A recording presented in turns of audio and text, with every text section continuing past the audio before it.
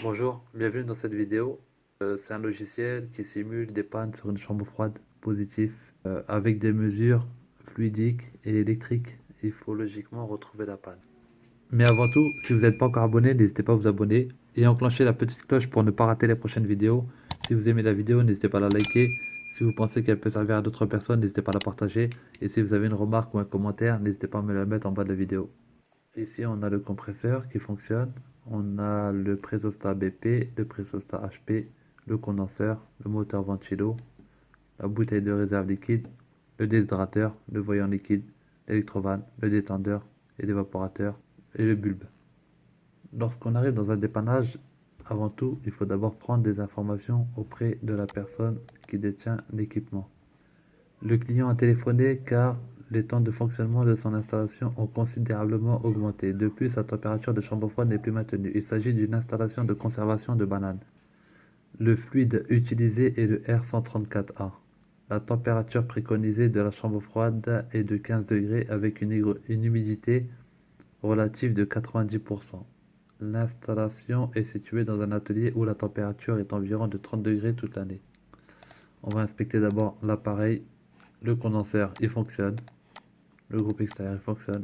L'évaporateur, il fonctionne. La ligne liquide, la couleur de la pastille d'indication humidité est verte. C'est qu'elle est bonne. La régulation, c'est OK.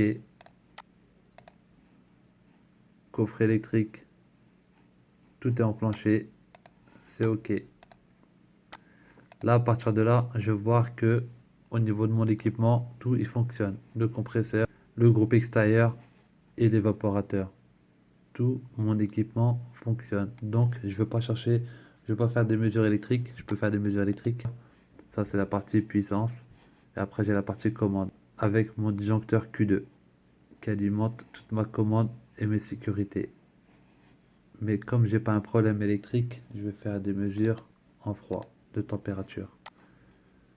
Je vais d'abord brancher les manos. Je vais noter ça sur une feuille. J'ai 9,1 bar en HP avec 40 degrés. J'ai 2,3 bar en BP avec 2 degrés. Ok. Température sortie condenseur. J'ai 35 degrés. Sachant que tout à l'heure j'avais 40 degrés en HP. 35 degrés, c'est-à-dire que mon surfroidissement il est de 5 degrés. On sait que le surfroidissement est entre 4 et 7. Ça veut dire que j'ai la quantité en fluide frigorigène. J'ai assez de fluide frigorigène. Donc, j'élimine la panne de manque de gaz. Température. Entrée des hydrateurs, j'ai 18 degrés. Là, j'ai même plus besoin d'aller chercher ailleurs. J'ai même plus besoin de continuer. Je sais que mon problème, il est là. Au niveau de ma bouteille de réserve liquide. Pourquoi? Parce que ici, j'ai combien? Ici, tout à l'heure, j'ai vu, j'avais 35 degrés. Ici, j'ai 35. Ici, j'ai 18. C'est pas normal. À partir de là, je sais que mon problème, il est ici, dans cette zone-là. Je pense que c'est ma bouteille de réservoir liquide qui doit être partiellement fermée. Je vais aller proposer une panne fluidique. Il y a une panne électrique et une panne fluidique. Pour moi, électrique, c'est pas, y a pas de problème. Pour moi, c'est une panne fluidique. Fluidique, non, prédétente.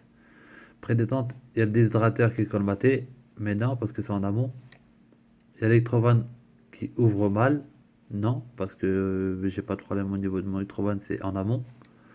Et j'ai la vanne départ liquide étranglée. Ici, la vanne départ ici, elle doit être fermée, partiellement fermée.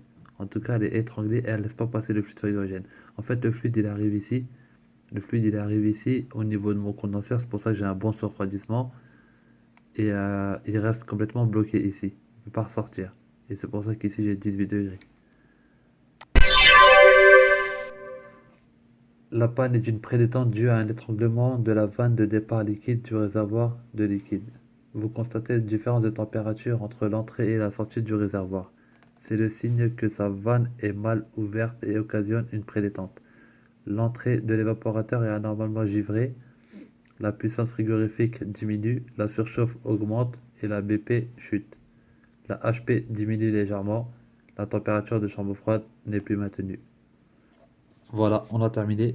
Si vous n'êtes pas encore abonné, n'hésitez pas à vous abonner et d'enclencher la petite cloche pour ne pas rater les prochaines vidéos. Si vous aimez la vidéo, n'hésitez pas à la liker. Si vous pensez qu'elle peut servir à d'autres personnes, n'hésitez pas à la partager. Et si vous avez une remarque ou un petit commentaire, n'hésitez pas à mettre un commentaire en bas de la vidéo. Je vous dis à bientôt.